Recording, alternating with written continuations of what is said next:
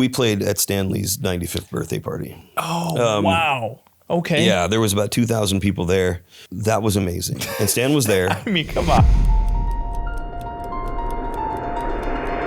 Ryan is a musician and co-founder of the Flux Capacitors, the official flashback band for the Back to the Future trilogy. We all actually came together through a Craigslist ad. What's crazy is that we've transcended just Back to the Future.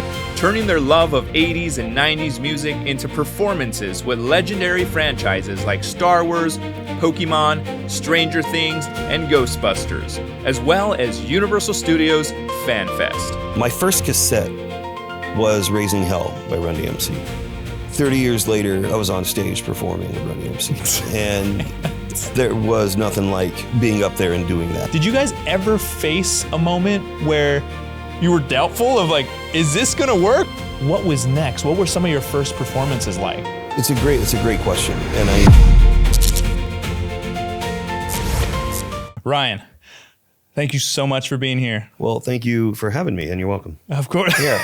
Of course. Yeah, thank this is cool. you. Appreciate it. What does it mean to be the official flashback band for Back to the Future trilogy? Okay, so it's the kind of thing that I can't really describe it. I mean, I can try because we didn't intend to be that when we started. So like working into that position is nuts. I can tell you it's beyond anything that I could have ever imagined would happen. It's super fun. I've met a ton of awesome people, and it's just been a whirlwind since we started. Yeah. And it's a lot to carry on our shoulders too, because we have to make sure that the content is always family friendly, and that we don't burn the brand. You know, we got people watching us from higher up. Yeah.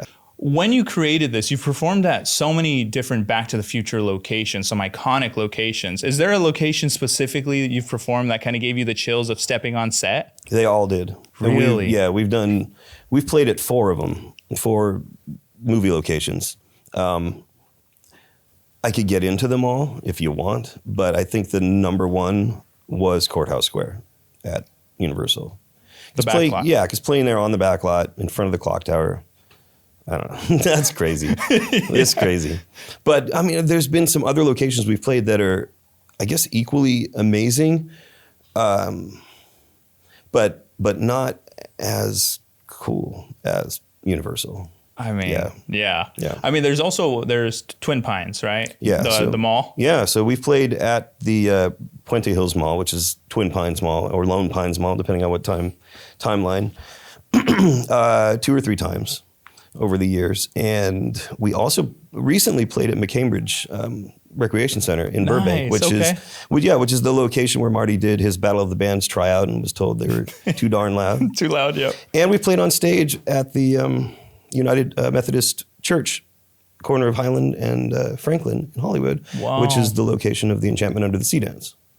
So I don't know, that was a trippy one too, because not only are you looking out over, exactly from Marty's perspective, but even the backstage, the same staircase is there where he came down and he bumped into Lorraine and George on his way out and told them not to, to be easy on him if the kid lights the carpet on fire. Yeah. Now, Back to the Future, it's a fan favorite. Everybody loves the movie, grew up with the movie.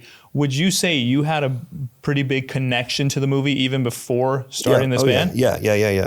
And that's why I jumped on it. But when we started it, we threw around ideas like, what are we going to do? Because just for those of you who don't know, we wanted, this was just supposed to be a fun thing for us dudes to get together and do. And we wanted to kind of be like an 80s party band. And this is back early 2013. Yeah.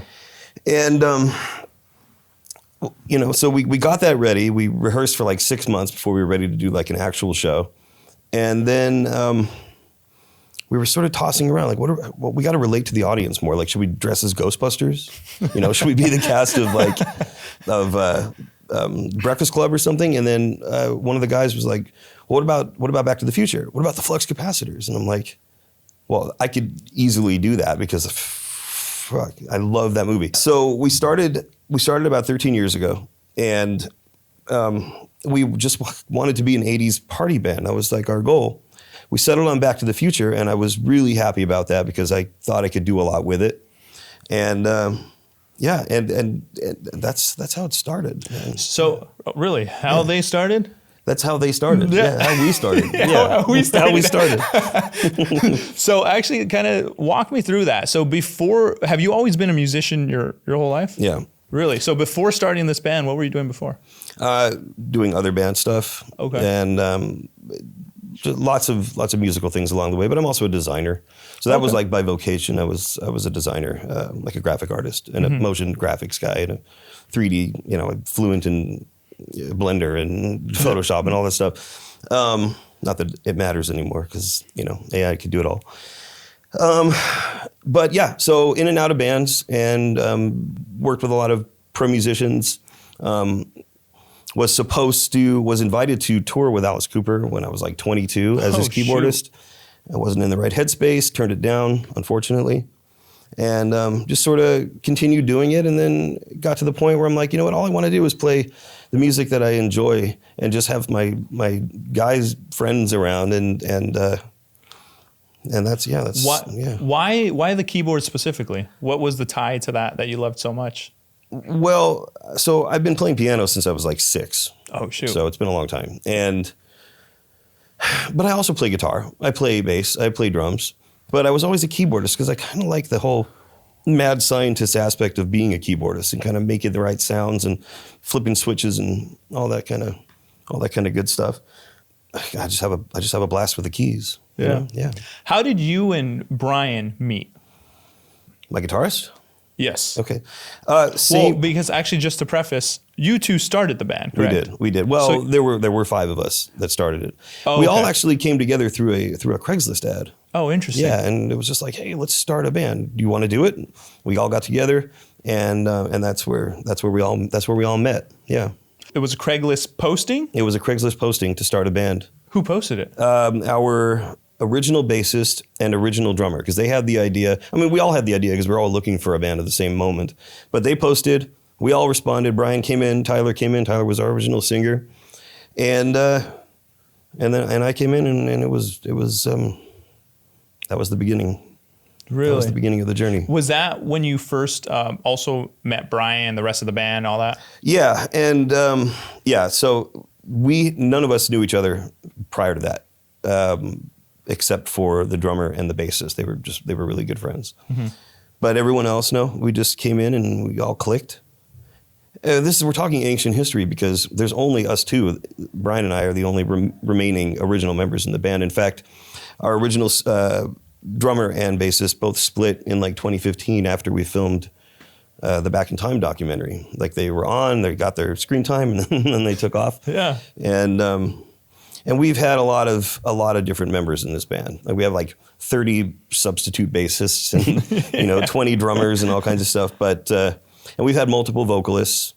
But I would say that now is the most reliable, most professional, best lineup we've had in the entire existence of this band. That's amazing. It's pretty cool. Yeah. What? Tell me about that. What was that experience like? The Back in Time documentary, being a part of that. Well, once again, that was something that's not something I could have imagined was possible. Like it was out of the blue. We were right there at the right place at the right time, and we had chosen the right theme. And so when I found out that it was being filmed, it had been in production for like 2 years before I found out about it. But they were looking for more content, and coincidentally, they were looking for more content on the musical side of things. So it worked out really well. So I reached out. They're like, oh yeah, we're coming to California from New York. We're getting Spielberg. We're getting Frank Marshall. We're getting. We have a few more. There's a company that was trying to make working hoverboards. So they wanted to get footage of that, and we would love to film you guys. And I'm like, okay, this is incredible because I know that's going to be great for us as a band, and that's just amazing to be part of. So they came out, and little known tidbit is we were the only act the only feature in that movie that actually filmed in front of a real Back to the Future filming location. Yeah. Really? Which was the Gamble House in Pasadena. Well, here. Yeah. Doc Brown's mansion. But the cool thing about Back to the Future is like, yeah, so we've, met Leah Thompson. We met all the people, but the cool thing about Back to the Future is that everyone in it, from the lowly extra to the gaffer to the guy who has one line in the entire movie, they're all huge because it made such an impact on everybody. So, we've actually become pretty close with a lot of the ancillary actors in the film who we've performed with and communicate with regularly, and it's just been amazing. It's just been an amazing opportunity. And what I've also noticed, by the way, of course, it's an amazing board, the hoverboard. You seem to have a very close connection to that hoverboard. Yeah, I do. In a lot of your performances, you're wearing a tank that has a hoverboard design. Right. But yeah. So it wasn't always that way. At first, like when we first came out, I was George McFly. And the thing about George is like he doesn't have a really descript costume. Like you can always tell if it's Marty, you can always tell if it's Doc. So I was just kind of like dressed kind of schlimpy, untucked shirt, hair disheveled. No one knew who I was unless I was with the group. So when we would go to do Comic-Cons and stuff like that, people would come up to me and they'd be like, "Here, can you take a picture of us with the rest of the band?" And like just thinking I was just some like rando who's like walking around. Kind of annoying. So eventually I'm like, you know what? I kind of want to do something that's a little more flamboyant, a little more like in your face, colorful and whatnot, and became the hoverboard. Yeah, and I had a big idea for the costume. Like I was gonna get like a bodyboard, a pink bodyboard, paint it like a hoverboard, and put suspenders on it, and like wear it so it would kind of extend over my head, and I would like physically be a hoverboard. But then I realized I wouldn't be able to play very well, or like headbang with that on. And, so anyway, so it's just the tank top and nice, a hat, and then I also saw that you were part of the team that helped create one of the original boards that Marty McFly was riding in Back to the Future.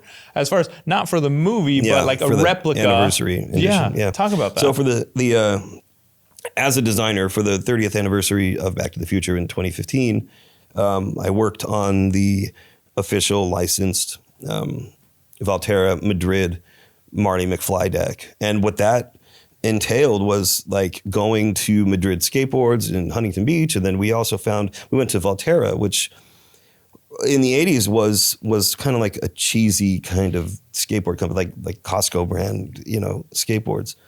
But they became a plumbing company. And so we went there and they had the actual Michael J. Fox deck there.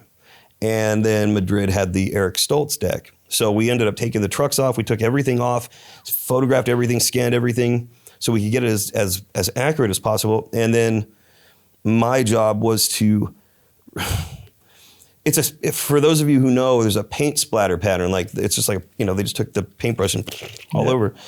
I had to retrace every little paint splatter and every detail of every sticker and the scratch marks that were made and make it as accurate as possible. And that skateboard is a collector's item. We do have one, but it's thrashed. It's thrashed. We've used it as a dolly, like to move gear around. Yeah, it's cool, but it's amazing. Yeah. So you helped design that whole board. Yeah. What's that feel like to be a part of that history? Sometimes I forget that I've done these kinds of things, but when I think about it, I'm like, wow. Yeah, it's amazing. It's amazing. And they did just release a 40th anniversary board last year that I was not part of. But to have any sort of involvement in something like that is pretty amazing. And I'm lucky and honored to have been able to do it. It's truly amazing. Something that fascinates me so much, and I want to discuss it, is how does a band go from a Craigslist post to forming to becoming the Back to the Future band, getting pulled into all these different studios, celebrities wanting to perform with you? Like, that is such a massive growth path, and a lot of bands don't see that. No. So kind of walk me through those beginnings. So you guys formed a band. Now, what was next? What were some of your first performances like? So it's a great question, and I know it's abnormal. It's a really abnormal thing that we've been through, and I never forget that. So we started the band like we've already talked about, and like when we finally played our first show, it was just a standard valley dive kind of place that has since closed down. We did like 2 shows there, and then by the 3rd show, this dude comes up to me and he's like, my dad has a time machine, and I'm like, what? I didn't know that was a thing, that guys have these replica DeLorean time machines out there. And he's like, do you want him to bring it to like the next show? I'm like, absolutely. So he rolls up at our next show. It was, I think, the same location. And then Donald Fullylove came, who plays Mayor Goldie Wilson in Back to the Future. And he starts streaming to his fans, you got to see these guys. He's like playing, and we're just playing like Power Love in the background. That really kicked us off. We're forever grateful for Don for coming to do that. Yeah. And then after that show, oh God, I mean, look, don't quote me on all this. Like the timeline is blurry at this point. It's been 13 years since we started. Yeah. But this girl came up after one of our shows. She's like, I work at Universal. Why don't you guys come and do a photo shoot at Courthouse Square? And we're like, yeah. So she put us, we could get past the gate. We all went there. We were all dressed up. We got in. We parked. We're waiting for like our liaison, for her to come down. Security comes. They're like, you guys aren't, you're not on the call sheet. Get the heck out of here. So we ended up going to there's a location in Burbank, a Burger King in Burbank, where Marty comes out of Doc's garage and gets towed behind the Jeep on his way in the beginning of the movie. And so we went there. We did a photo shoot. And then it just kind of spiraled from there. We started doing a lot of big Back to the Future events. We did one that lasted a week to celebrate the 30th anniversary of the film. And then Back in Time came out. It had a limited theater release, and then it went straight to Netflix. And then it was on Netflix for 3 years, and then it went to Amazon and Hulu, and it's still out there. It's still, all the time we get people, I just saw you guys on, Peacock or whatever. And do you feel like that added a lot to being a part of that documentary as well? It added a lot to us, kind of. When did that documentary come out? October 21st, 2015, which is a significant 2 years later. Yeah, from when we started. Well, that's Back to the Future Day, is October 21st. Yeah. And it's just, I don't know, man, it's been a crazy thing. And there was one show we did at Universal. This is before we kind of got involved with them. And I was a little nervous, I admit, like when we started, I didn't know the legalities of this. Like, are we going to get shut down? Or are we going to get a cease and desist? And we ended up playing at Howl at the Moon, which was a piano bar that used to be at City Walk. I remember that. I thought the Lawyer Squad was going to just descend, from the roof and tell us to get out of here and never do this again. But no, that didn't happen. We just kept being embraced by the cast, the crew, the studio, and it's just been an amazing ride. So that was actually another big thing. As I was researching and looking over everything, I'm like, how did Universal or even Back to the Future allow so much of this? Because it was with the branding and with like the flux capacitors, like there's so many aspects to it where that can tie back to that. Yeah. But yeah, it's just a series of twists and turns, and and being there to ensure the right people, that we're never going to insult the brand, and a lot of time-tested, tried and true, every cliche I can come up with, circumstances and just ways of communicating to those higher-ups that we're here to support their creation and not disrupt it or whatever. And I mean, it's gotten to the point where we have our own kind of canon, like, backstory approved by them. And I'm sure your listeners and your viewers could imagine, like, it's the kind of thing, and I think about this sometimes, it's the kind of thing where this isn't fiction that someone could sit down and just decide, I'm going to write a fiction story today and come up with the insane stuff that we've been lucky to be part of. And one thing that I'll mention is the only trademark that's on the DeLorean time machine is Mr. Fusion. So strangely, getting involved and using the typeface and all that is not as crazy as it might have sounded. It's the maintaining that was crazy. And that's where we had to walk a very fine line to make sure we're always going to be good to go.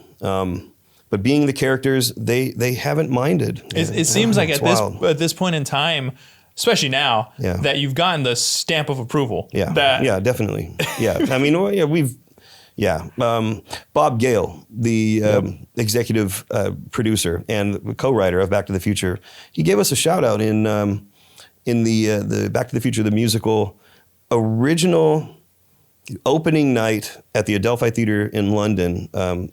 Official program for the musical. If if any of you guys have seen it, have that souvenir program, you can open it up and you'll see us mentioned in there. It's pretty cool. Wow, what does he say? He says, God, if I can remember, something to the effect of, it's great seeing how the community still loves our creation so much. And like bands like McFly and bands like the Flux Capacitors can go out there and entertain and bring a bit of that like movie magic with them. So they're very supportive. Yeah, it's really cool. Really cool. Now, it seems like from what we're talking about, from 2013 to 2015, when you got the other gentleman mentioned you guys as well, it was the mayor, right? The mayor. Oh, yeah, Don. Back to the Future. Mm-hmm. It seemed like it was a quick ascend to different productions and studios and stuff. Did you guys ever face a moment where you were doubtful of like, is this going to work? Or was it kind of like, man, this is definitely going to work? Yeah, I think we knew it was going to work from the get-go. I mean, once we got past like my initial at least concerns was, how legal is this?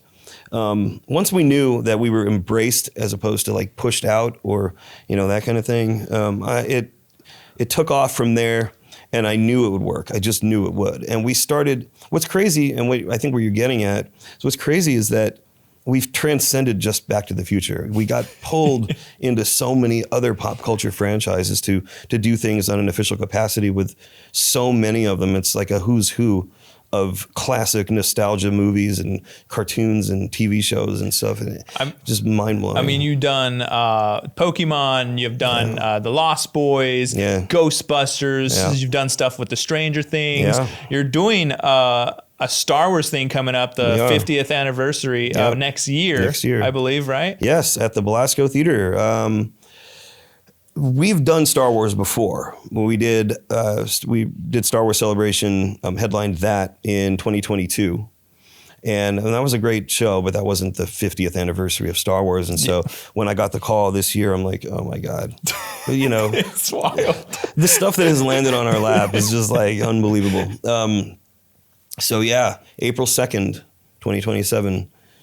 It's going to be a big deal. Such an amazing time. Yeah. That's awesome though, that like what you've created to see like you guys as a band like really coming to fruition and just all these different things landing. It's wild. I mean, And then 80s and 90s specifically.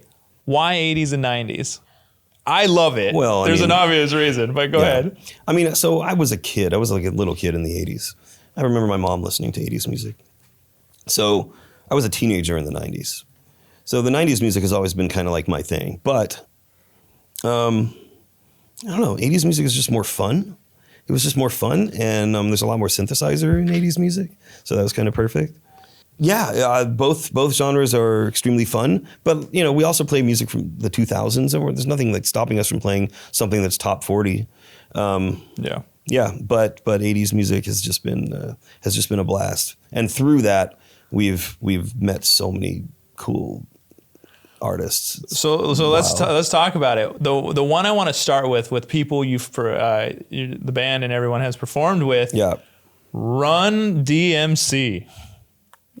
Tell me about that experience, because I've been telling you, like me getting into that and listening to it, I was like, listen to Tricky, like crazy, right? I think White Chicks, right? Because it's always like that's what everybody knows now. And that's what made it more visible. Yeah. Also, Walk This Way. Yeah, we've done both with Daryl. And when I was a kid, my first cassette was Raising Hell by Run-DMC. Wow. And I skated to that. We listened to it like crazy. That was just like the tape. 30 years later, I was on stage performing with Run-DMC, and I don't know. It was the same thing for Brian, my guitarist, because he also his first tape was also Run-DMC, Raising Hell, Run-DMC, and so he had the same kind of experience. But there's nothing like, there was nothing like being up there and doing that. I'm a hip hop fan. I always have been, and to be there with one of just the creators of the whole genre is just. It's just mind blowing. It was mind blowing and so much fun. And we've done that several times, actually, with Daryl. We have not performed with Run. You know, he and Daryl kind of like went their own ways after Jam Master Jay. You know, after that whole incident with Jay, and they're now kind of reunited. But Daryl actually makes comics. Like really? So DMC, like he sort of reappropriated his name. Daryl makes comics, DMC, and. It also worked really well because DMC, DeLorean Motor Company, you know, so DMC is everywhere in our life, and I don't know if you all can imagine like what it's like being up there with one of those legends. I don't think we can imagine that, but like it's freaking amazing, dude. It is, and Wow. Okay. Super cool. Yeah. Performing with him, performing with Jason Paige.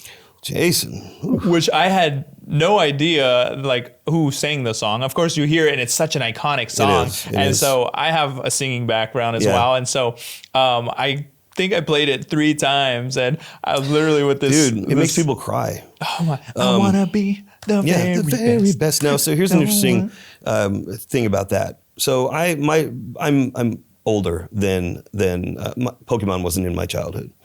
But when we were asked, and it was in 2016, we were asked to perform with Jason Paige, and I actually didn't know this, but he was looking to kind of enter the Comic-Con scene and get his career going and doing performances and appearances and whatnot. My business partner at the time was like, we'd like you to do the Pokemon theme, and the Pokemon Go theme, which Jason had written. We did that. No one even knows what that song is because it just never was released, but we actually played that live. But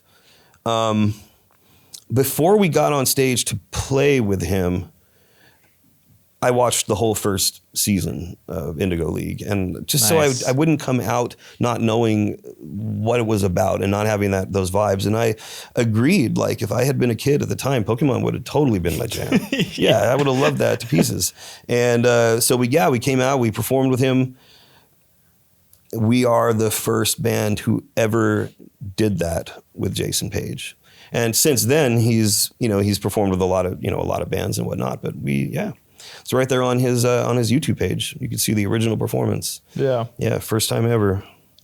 Wow. With us, yeah, and since then we've become really good friends with Jason. We performed with him many times, and it's a blast. And then also Sarah too, you've performed with. We have performed with Sarah. I didn't even know she had a singing background. Neither did we.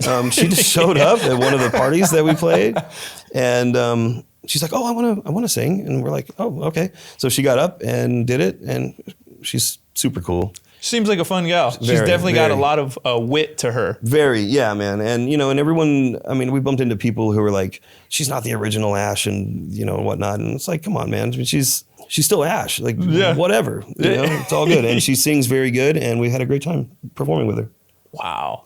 Pokemon, gotta catch 'em all. And sometimes we play that just out of the blue, especially if there's gonna be kids there. Yeah. And 90s kids or 2000s kids.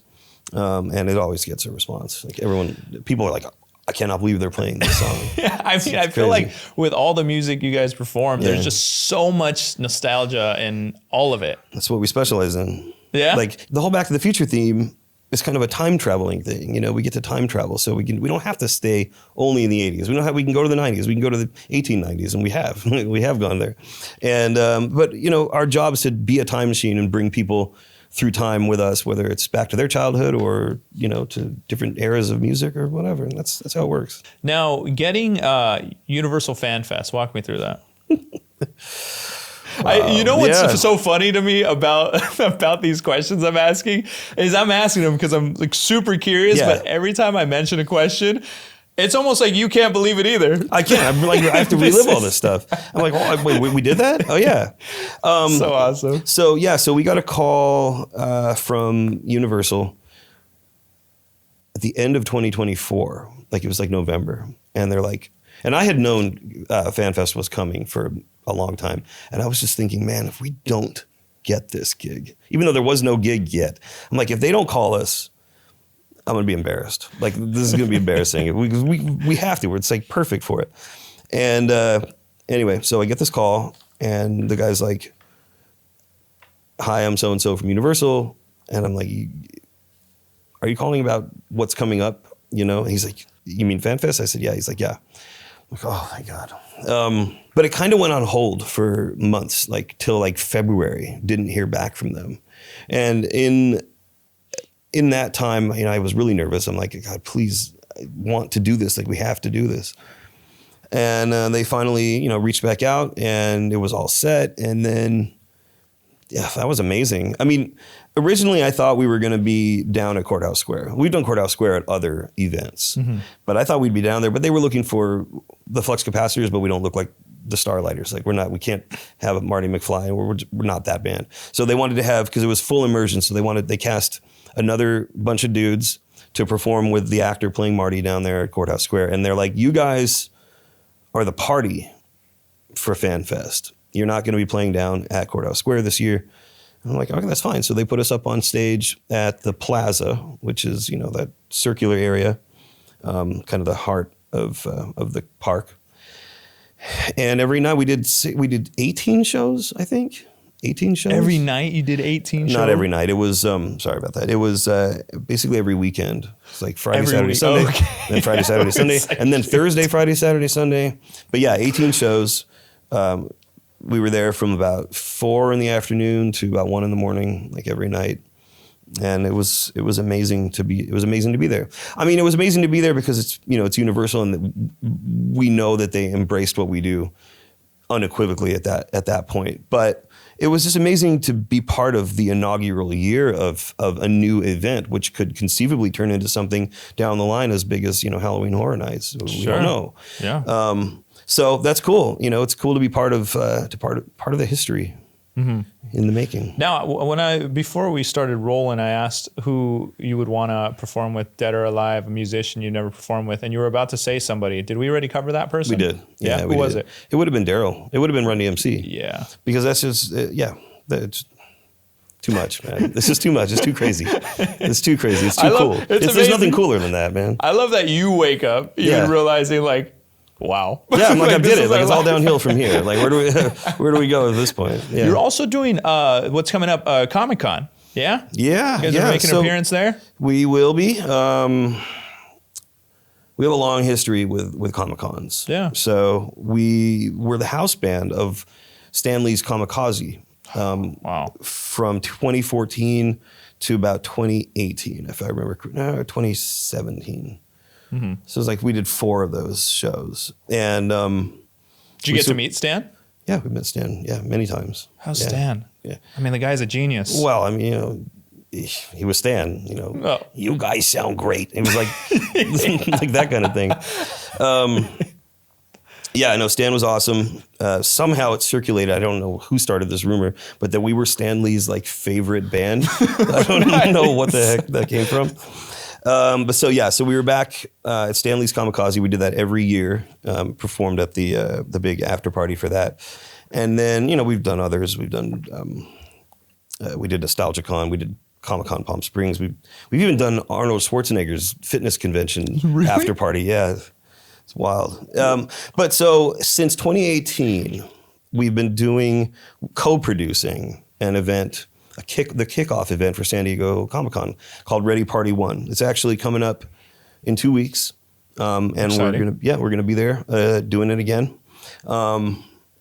And, you know, we have a celebrity special guest to come out and perform with us, and And yes, I don't know, it's coming up. Where does that take place? So it's in San Diego. Yeah. But where the Ready Party one? You said it's your second time doing this, or No, this is our 8th year doing it. 8th year. Yeah. And where does that take place Well, on the minus COVID, so probably the 7th, 8th, 6th time we've done this. It's in the Gas Lamp. So we used to do it at Flux nightclub, which was very apropos for us, but Flux closed down.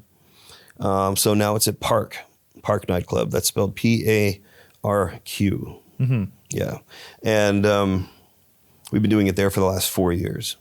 Yeah. Wow. Yeah, Okay. and this is a co-production. So I also co-own a production company, and we produce these events too. And so of course Flux plays, and I handle all the graphics and all the logo design and all the LED wall motion graphics and everything people kind of see visually. It's a blast. It's like a mini Comic-Con. Yeah. Yeah. Where'd you grow up, by the way? In the San Fernando Valley. Really? Yeah. In Okay. Chatsworth, actually. And music's just always kind of, did it run in your family? People in your family love music Yeah, too? music's always been there. My mom was able to play, but she wasn't like a concert pianist or anything. She just like dabbled in piano. My aunt played a little more than she did. And that was it. We're in a particularly musical family. I don't know. I just picked it up. I don't read music. I haven't read notes since I was like 10. So everything I pick up is by ear. Everything. Dude, Yeah. me too. You too? What do you play? What? I sing. Oh, you sing. My voice is my instrument. Yeah, But no, yeah. but yeah, anytime I've been part of like jazz ensembles or choir, everybody's like reading the notes and all Yeah, this I stuff. couldn't And I'm do like, that. I would literally go to the piano player at the end. I said, can you just play my part and I'll Yeah, record it? yeah. And so I would literally just memorize where I'm supposed to be. That's right, man. I mean, some people have a natural skill for that. Like, I can't even imagine sitting there and reading. Like, it doesn't make sense to me because I can figure it all out It doesn't. myself, So, yeah. I love though too in your performance, and it's such a cool little detail. Your keyboard, it spins. Yes, it does. So, so it's a keyboard. Yes, and it does spin. playing 80s music, there's 3 things you can do. Okay, Yeah. you can just stand there with a keyboard and just be kind of stationary, or you can play a keytar. And I'm never gonna play a keytar. It's just too much for me. But I still want to be interactive with people, so I came up with this idea about being able to turn the keyboard like 360 degrees. Went to my friend's metal shop, we built the thing, and that was version 1. And so it only spins on its like X-axis, I think. If this is X, just sort of this way. I would like it to pitch forward, and I would also like it to go side to side. So I'd kind of like 6 degrees of freedom Yeah. with that. That would be super cool, because then if I could tilt it forward, then people could kind of watch the solos, How do you hold on to that thing? If you're tilting it, trying to balance it, and It would still have to play? be kind of enclosed a little bit. I'd have to have like a lip over over the sides, and it wouldn't go all the way upside down or whatever. I wouldn't trust that, but Yeah. be enough to tilt over would be cool. So version 2. Okay. We'll do that. Coming soon. Coming soon. Well, you heard it here first. Yeah, you heard it here first. That's I right. love it. That's Okay. right. Where it started. Where Where the keyboard stand started. where it started. Where it started. Being a part of Stranger Things. Yeah. Stranger Things is such a massive show right now. Yeah. Talk to me about that event you were a part of. So in 2019, I think it was 2019, we did the, it was for season 3. Mm-hmm. And basically Netflix, they took over the Santa Monica Pier. Somehow they did that. And I mean, it was like an ocean of people every day, and they advertised it on the news. Come and be part of this event. It's like an experiential kind of thing that they were doing to promote season 3. And one of the locations in season 3 was Mayor Klein's Carnival, or Fun Fair, I think it was, Mayor Klein's Fun Fair. They wanted to turn the pier into the fun fair, and they wanted us to provide the 80s music in the background. So we were that band who set up, and we played only music from Stranger Things, and even from some of the trailers, like some of the teasers and whatnot. And that was the goal, is to really immerse people in the world of Stranger Things. And then last year they had us out for season 5, and we did an event that they took over all of Melrose, from like 4 miles of Melrose, Oh, wow. and turned it into this like bike like a biking event where everyone came as they all, and there was no walking allowed. It was like there were no cars. You could walk, you could roller skate, you could skateboard, you could ride bikes. Supposed to take people back to the 80s, where and we played on the main stage for that and provided more only music from from seasons 1 through 4. We didn't even know it was coming in season 5 at that point, but yeah, it's cool getting these experiences, man. It's cool when Netflix calls you and they're like, we want you to provide the musical backdrop for this major event, for this major property we have. And yeah.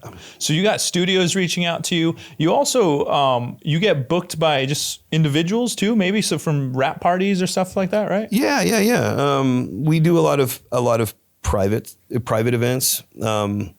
A lot of studio rap parties. There was one in particular that we would have done that. Man, I was so bummed it didn't happen. Which one? We were actually gonna do the rap party for Bill and Ted's 3. Bill and Ted, the Face the Music, the Bill and Ted's movie that came out in 2020. And I've been a Bill and Ted's Excellent Adventure fan for forever. So we were booked to do that, and then COVID hit, and we didn't get a chance to do that one, but that would have been super cool. Yeah. And then never circled back around? No, because they released it during COVID. It didn't make any sense. But yeah, so we do a lot of corporate stuff. We do a lot of private events. Our corporate client list is as crazy as our pop culture client list. Do you guys have an event or a studio or anything that you want to perform for that you haven't yet? No, I kind of keep my mind clear, so I'm not thinking too hard. Sure. Just focusing on the see work. what comes our way. Yeah. And it's always incredible. Like the next thing that lands on our lap is always something bigger or crazier or more unbelievable than the last. And I'm just kind of happy. We're kind of like this band is kind of like a jellyfish. Like we sort of float in the current and we go the direction the current takes us. Yeah, I don't think so. I think we're happy wherever we end up. For Back to the Future as a whole trilogy, do you have a favorite movie? No. No. The whole thing is one long movie for me. Actually, I love part 2. Yeah. I don't know what everyone's hate is for it. Yeah. I remember even when I was a kid when I watched it, the part after Doc gets zapped by lightning and sent to 1885, and we don't know that at that point when we're watching it for the first time. But I remember when that dude from Western Union drove up, I thought that was a really scary moment. That was kind of creepy. Doc's gone, Marty's stuck now in 1955, and this guy knows exactly where he's going to be at this exact time, and that the letters was written 70 years ago, in a heartbeat. That always tripped me out, and I think if I had. I have a lot of respect and love for Back to the Future too. Yeah. But at the same time, I love the whole thing, and I would consider it one long saga. How much? Movie. I got to imagine. How much did you love the ride at Universal? It was a pretty iconic ride. It was an iconic ride. I did. Of course, I loved it. I mean, every kid loved it. But if you watch back, you watch it these days, it's kind of cheesy. I feel like it's a little cheesy. And then the Tyrannosaurus was the size of Godzilla. Yeah. The car is this big, and the dinosaur's face is huge. So I don't know, but it's fun. It was a fun ride. It would be cool for them to bring it back, at least even on a temporary basis, just for the nostalgia factor. Yeah. What are some other projects that are coming up that you guys are working on putting together? So you got Comic-Con coming up, and you got the Star Wars Celebration next year. What else is it? Yeah, so next year is also the 40th anniversary of The Lost Boys. And nice. We will be involved in that. And that, we got some heavy hitters coming out for that one. So that's cool. That's on our agenda. We've got 40 gigs now from now to the end of the year. We've kind of been on a break for about a month because our singer, Luke, is back home in the UK. Oh, nice. And so it just kind of gave us some time to chill a little bit. But we're filming a movie, really? Mockumentary about us, which will be fun. When that, everyone will hear about it when it comes out. That's exciting. So there's that. There's another documentary coming out for Back to the Future that we're part of. Should be out next year. Okay. What's it called? I can't say. Okay, no problem. I can't say. I don't have permission from the director for that. You're all good. But it's going to be really long, really in depth. Probably the most in depth Back to the Future documentary. Oh, that's awesome. Where's it? Or can you say where it's going to be released? I don't have the release date yet. They're doing a lot of reshoots. Okay. For more content. And all that. So that's coming. A lot of stuff's in the works. Yeah. Okay. Yeah. So then, taking a sidestep, you were also part of Ghostbusters Fan Fest. Yes, that was, I believe, in 2019 for the 35th anniversary of Ghostbusters. We were there with Ray Parker Jr. and most of the cast, most of the original cast. I think everyone was there but Bill Murray and Rick Moranis, because Rick wasn't back in the acting light yet. So that was an interesting, funny story if you're interested in hearing Absolutely, that. yeah. So we got to, it was at Sony Studios, and we got there and we couldn't get on stage. Ray was set up already and he knew we were coming to play, but they're like, we're not going to move, we can't move our stuff. So the organizers were like, all right, well then Flux, you guys set up like over there. So we set up over there. And then they're like, well, actually there's like a Ghostbusters dance troupe that's going to come dancing right through your gear. So now we go set up over there. So now we had to take everything down, set up. It was kind of in the bushes, but it was like 100 degrees out, and it was great that we set up under the bushes. We were like under a tree, so everyone was burning up and dripping sweat, but us, which was cool. And so we played there, but by the time we were supposed to play for 2 hours, we only ended up playing for a half an hour because they just kind of botched things up the whole time. And we didn't get to stay and listen to Ray play the Ghostbusters theme song. But we did a couple other songs from Ghostbusters, which was cool. Yeah. And then we went and did a Stranger Things event for Live Nation right after that. Yeah. So yeah, it was a crazy day. You also wrote the original theme song for Ghostbuster News. We did. Talk a little bit. Yeah. So Ghostbusters News. If you're a Ghostbusters fan, you've probably been to that website. It's he's like the number one source. His name is Jason. Like the number one source for Ghostbusters News. Hence the name. So.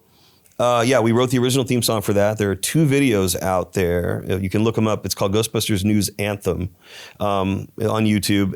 There's one where basically 20 or 30 Ghostbusters franchises. These are groups who get together wearing the outfits, wearing the proton packs. They do this for Sony Studios for Ghost Corps, which is the Ghostbusters arm of Sony. And they go out and they visit hospitals. They raise money for disabled kids and like a Make-A-Wish kind of thing. Yeah. And so there's a video of like 20 or 30 of those groups dancing to our song. That's a fun one to watch. And then there's this one that we produced that's super cool. So look it up, Ghostbusters News Anthem. Yeah, we did that one. Ghostbusters News Anthem. But that's not the only thing we've done for Ghostbusters. What else? Yeah, we have. We were contacted by Sony and Ghost Corps to do the music for a video game, for a Ghostbusters video game. Really? Called Ghostbusters Afterlife Scare. It was a mobile game. It was an augmented reality game, but official Ghostbusters. Yeah. And it's no longer on the App Store, unfortunately. But it was a really cool game. Awesome to be part of the project. It was awesome to be part of it, and so we did the title track for that. They didn't even use the original Ghostbusters theme. They used ours, and they had very specific needs for exactly what they were looking for and what song they wanted us to remake, and. So it's crazy. I mean, I never would have thought that we would be canon contributors to the Ghostbusters universe. Yeah. Just starting this silly band like years ago. So starting this band so long ago, 2013, what do you feel like you've learned so much along the way from all these different projects and studios you've worked with? Okay, so I would say the number one thing I've learned is that no matter how well put together you would think a studio is, it's still just a bunch of people trying to get something cool done. Yeah. They've got their drawbacks, they've got their rules, they've got their their problems, their failures and their successes and whatnot. And even though you might think, well, they have got all the money in the world. They can do anything that they want. And they got all the clout. They can do anything that they want. I think I found that they encounter the same exact problems that every little studio encounters. They have to still deal with budget. They still have to deal with people, problems, attitudes, personalities, figuring out ways to get something done. I think that's what I found. And no matter how, like I said, like no matter how together they seem to be, they're definitely just people. Yeah. Yeah. And trying to do something cool. And through that, I think there's a lot of ways we all can relate to each other. Yeah. You know, they're just trying to get something done. We're trying to get something done. And that's really it. Trying to collaborate, trying to work together. Yeah. Now with putting a band together, everybody starts a band. Maybe some bands they don't work out, right? Yeah. With working with so many different personalities and schedules and all that, how did you guys manage to continue to grow as a band instead of grow apart? I know there's been different members that have come in and out, but like, what's that experience been like? We couldn't be a real band if we hadn't gone through personnel changes and, you know, personality issues and getting along with some people and not getting along with others and whatnot. And so I'd say we have had a very similar journey to even some national touring, you know, original band. But what we've learned along the way is like to be patient, keep things fresh, be extra creative, bring in everyone's ideas from the band, you know, as much as we can. I mean, there's some of us have more, we all have different skills. So to take that input from those who want to give it. Some people have come in the band and just been like, I'm only here to play. I'm here for a paycheck and then I go home. Yeah. And some people have come in and they're like, I want to be part of this. I got crazy ideas. There's stuff we can do. And so you learn to work with people and you know, keep things focused, never give up on it, be tenacious as you possibly can. I mean, me personally, like I'm always keeping my eye out for who in this room is someone I should be talking to, you know, has feelers out themselves and whatnot, and you know, and taking advantage of all of our skills and you know, aptitudes, and just making it happen and never giving up. So and I love that. You personally, do you still feel like you have the mindset of how can we grow this as a band, or do you feel like you're a jellyfish? So what I meant by jellyfish is like we go where, like we don't have to do any like much active marketing, you know, like the people know who we are, and so we get calls when we get calls. Yes. But that doesn't mean there's not stuff going on the inside, you know, direction, course correction and whatnot. We haven't plateaued. Some people have been like, well, you guys have done everything. Like what comes next? And I'm like, I don't know what comes next, but that's what's fun. And in the meantime, we can continue to evolve this crazy thing. And I mean, you know, when we started, I was super strict on our costuming. Like it was like, we got to be exactly the way that they looked in the movies. Exactly. Now we sort of have mutated into these like rock star versions of Marty and rock star versions of Doc. And that's just as cool. And so, because we're not supposed to be, and this is a fairly recent concept, we're not supposed to be Marty McFly. We're not supposed to be Doc Brown.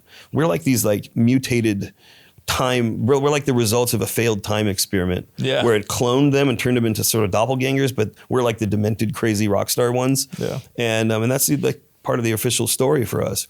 So, but this wasn't something I could have thought of in the very beginning. This is something that comes as we go. And so these ideas are always coming, and we'll throw spaghetti at the wall and see like what sticks and where we want to go. And so it never ends. It never ends. The evolving never stops. Yeah. And you guys have also performed around the original DeLorean as well, correct? Yeah. So we usually have a DeLorean time machine at our shows, or at least at our bigger shows. We have played next, it's called the A car. Mm-hmm. So there were like 6 DeLorean time machines that were used throughout the films. The original one, the one that Marty drove, is at the Peterson Automotive Museum here in Los Angeles. And it's actually parked right next to the Burton Batmobile. It's pretty cool. Oh, nice. But when it was officially like commissioned on permanent loan from Universal Studios, we played that night at the Peterson Automotive Museum. So I have footage somewhere on my phone of the original car, like going onto its pedestal. I've sat in the original car. I know the very good friends with the team who restored it, because for a long time it was on the Universal Tram Tour, just degrading. There was mice and rats like in it. So it was completely fixed up. So yeah, we have performed next to the original car. Oh my God. I mean, if you've ever been to that museum, there's every hypercar and supercar and luxury car there. And I've had my keyboard like without need, they didn't need insurance. I've had my keyboard like this close to like a $350 million Mercedes or something. It's like, and they didn't care. They're like, no, our insurance is so good. I don't know. It's crazy. Okay. Yeah. Who knows? Yeah. But yeah, we have played with the original car. For being such a huge fan and lover of Back to the Future, stepping into that original DeLorean, you gotta tell me about that experience. I can't, man. I mean, you can imagine. It's there's something about that one, and like I was getting into before we switched over to the original car concept. There's so many dudes out there who have a replica time machine. They're done very well. Some of them a little better than others, but there is something different about the A car. The way the front tilts down, I think the butt of it is up a little higher. It just is more aggressive looking, and exact to the movie. It was restored exactly the way that it should be. Yeah, and you can tell. And so sitting in it, it's surreal because that's the one. Yeah, yeah. As a performer, what do you love so much about performing? I love seeing people enjoying what we're doing, because that's the whole point. We didn't want to. This wasn't supposed to be an original band. This was supposed to be a fun party band, and the people know the music we're playing. They know it. They grew up. They love it, and we do it. We play this stuff pretty well. So I think my favorite part is watching them really love what we're doing, really love it, and you can tell. You can see it on their face. You hear it after the show. You guys, this was such a good concert. We hear that kind of stuff. We've had a lot of young children at our shows, and I trip out because I know our band was their first concert. The first concert these kids ever went to. They'll maybe remember it or maybe they won't. And these are toddlers and whatnot, but we're their first concert. And some kids that are older and they've never been to a concert before either. So somehow we get to be their first experience seeing live music. That's really cool. But I think my favorite part of performing is giving people a good time and giving them a good escape for the time that we're doing it. Yeah. Yeah. No, I love that. And outside of the fandom of Back to the Future, what other community, like fan community, surprised you the most when you performed for that community? Every fan community, particularly from the properties that are from the 80s and the 90s and whatever, it's all the same community. It really is. Like, you can't. Star Wars fans are not Back to the Future fans. They're not Ghostbusters fans or Lost Boys fans or even Pokemon fans or Stranger Things fans or I don't know. It's all the same pool. Everyone has greeted us the same.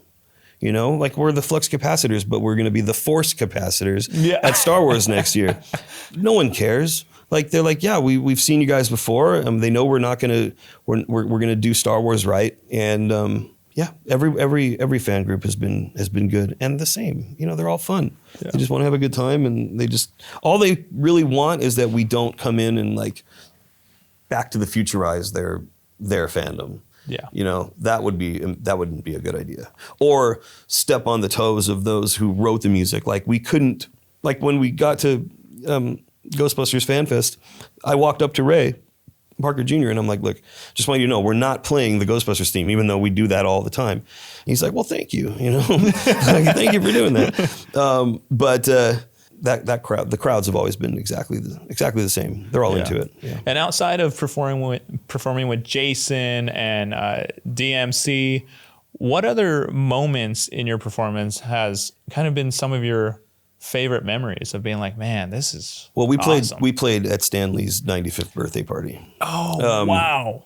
Okay. Yeah, there was about 2,000 people there. That was amazing. And Stan was there. I mean, come on. Everyone there was in Guardians of the Galaxy cosplays and Iron Man stuff, and it was just incredible. And Stan was there, Black Eyed Peas were there, just cool people everywhere. And the backdrop behind us, because it is on a cliff, the backdrop behind us is just Hollywood and Los Angeles, and there was something about playing that night that was unbelievable, and just knowing this was his final birthday bash, actually. Wow. Yeah, it turned out, he passed away a year later. How long did you guys perform for? We probably did 3 hours that night. I think that was in 2017. Yeah, and then he passed away at the end of 2018, I think. Mm-hmm. Yeah. He did something funny. Here's a funny little quick story. Yeah. So it was his turn to get, so we have our own stage. We own our own stage. And he came up to do a speech. And my sound guy hadn't muted our instruments, which was bad. So Stan, he gets on stage. You got his manager helping him up there and whatever. He reaches out, he slams on the keyboard, and it goes like really loud, super loud, and all the 2,000 people are waiting for him to speak, and this disgusting keyboard sound just came out and just echoed through the canyon. Anyway, that was funny. So since then, we don't want to keep this stage. It's big and bulky and cumbersome, but we can't get rid of it because Stan stood on it and played my keyboard inadvertently on it. What do you end up saying? What was the speech? Oh God! Well, the speech is out there. I mean, you could look up Stanley Legion M 95th birthday bash. Okay, you'll probably find it. Okay, but it was something like, it's so nice seeing all you people here. Something like that. I mean, he was funny. He took some time. It was like a 5-minute speech. Okay, it's pretty cool. I'll have to check that out. Yeah. What inspires you still today? Well, I can't let this whole thing go. Like, it's too valuable. It's too, it's precious to me, it's too much fun. And I'll be 50 this year. So. What month? On Christmas Eve, actually. On Christmas Eve? Yeah. Okay. Christmas Eve. So I'm going to do it as long as I possibly can. Yeah. I can see us having another 10 years doing this. Love it. And then moving on to band management or something like that. But as far as now goes, it's just a blast. Everything that we do is fun. We're always doing new things and meeting new people and getting involved with new people. And that's, I think, what inspires me. Something else, and we touched briefly on the Lost Boys, is a few years ago, a couple of us were at Midsummer Scream, the horror convention. That's coming up. It's coming up, yeah. And we bumped into some of the cast of the Lost Boys, and one of them was Gerard McMahon, or G. Tom Mack, who wrote Cry Little Sister, the main theme song for the Lost Boys. And I've been listening to that soundtrack since I was like a teenager. Mm-hmm. I never thought I was going to meet Gerard McMahon. Yeah. And he's like, yeah, give me a call, mate. So he gives me his number. I'm like, what? So about 2 years later, we finally connect again and perform with him. And, so now we've played Cry Little Sister with G. Tom Mack. Oh, wow. Many times. And for a keyboardist, because that song's mostly synthesizer, for a keyboardist who's been listening to that since he was a teenager, it's pretty monumental. And I think it's that kind of stuff that also contributes to not getting tired of this whole thing. So I never know what's coming next. Yeah. It's inspiring. It keeps me going. What else have you guys played? There you go. This one was, this story comes from Comic-Con Palm Springs, or Palm Springs Comic-Con. I don't remember what it was called. There are two of them. So I don't know which one it was. But so Stan Lee was there. And my drummer at the time, we really like to get up early when we're staying in hotels and when we're on the road and go enjoy a breakfast brunch. Like everyone else is in their room sleeping and we're like, we got to go get pancakes and eggs and stuff. And so we go down to the dining area and they're like, no, sirs, you come this way into a private area. And they pull the curtain across and sit us down. And the table next to us is Stan, Lou Ferrigno, and Sam Jones. So eating breakfast, just eating sausage and eggs and bacon. And we're like sitting there, my drummer and I are sitting there and like, what is going on here? Like, what is our life? So that, that was Stan Lee and the original Hulk and Flash Gordon all having breakfast together.